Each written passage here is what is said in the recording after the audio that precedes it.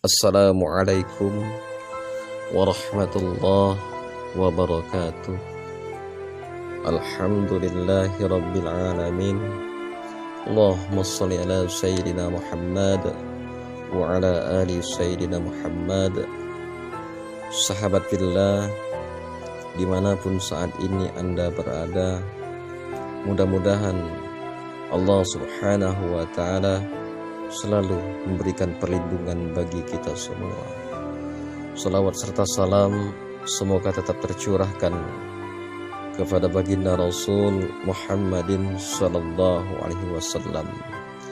Pada kesempatan kali ini kami akan menyampaikan sedikit kisah seorang sahabat yang membuat Rasulullah sallallahu alaihi wasallam berderai air mata.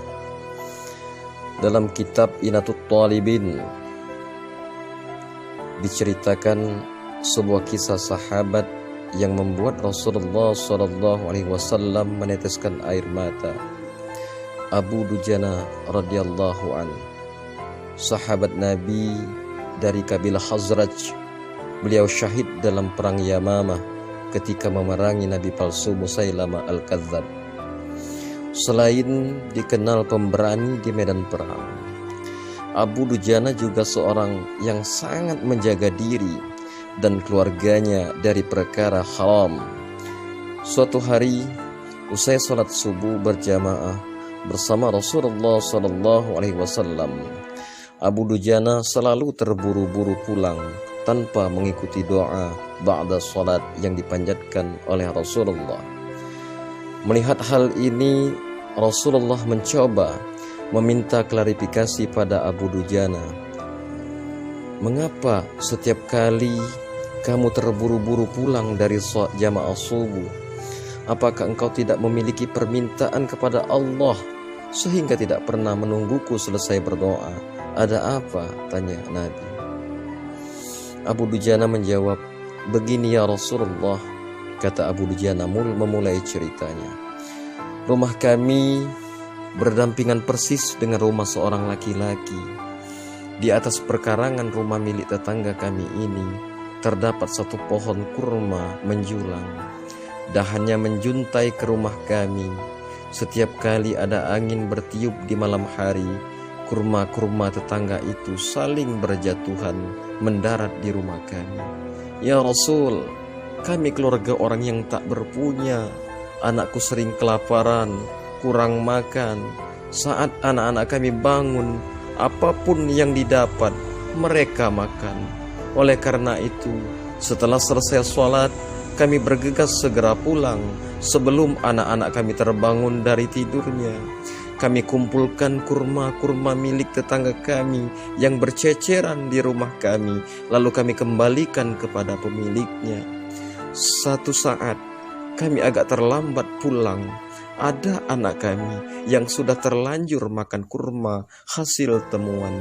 Mata kepala saya sendiri ya Rasulullah menyaksikan, tampak ia sedang mengunyah kurma basah di dalam mulutnya. Ia habis memungut kurma yang telah jatuh di rumah kami semalam. Mengetahui itu, lalu jari-jari tangan kami memasukkan ke mulut anakku itu.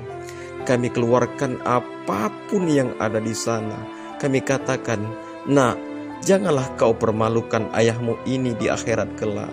Anakku menangis. Kedua pasang kelopak matanya mengalirkan air mata karena sangat kelaparan.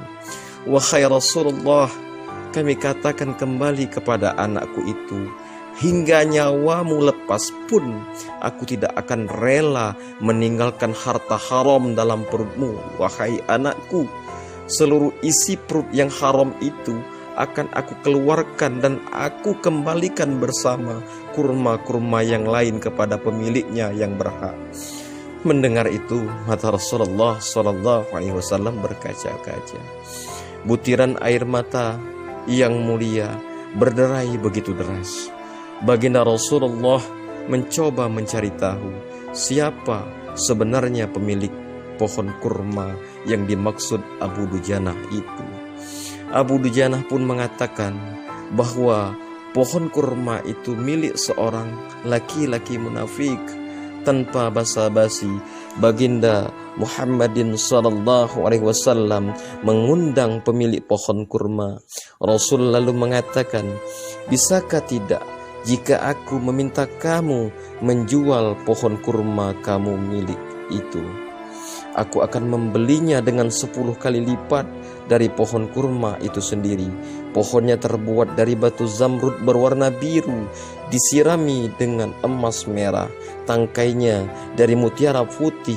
Di situ tersedia bidadari yang cantik jelita, sesuai dengan hitungan buah kurma yang ada," kata Rasulullah SAW menawarkan.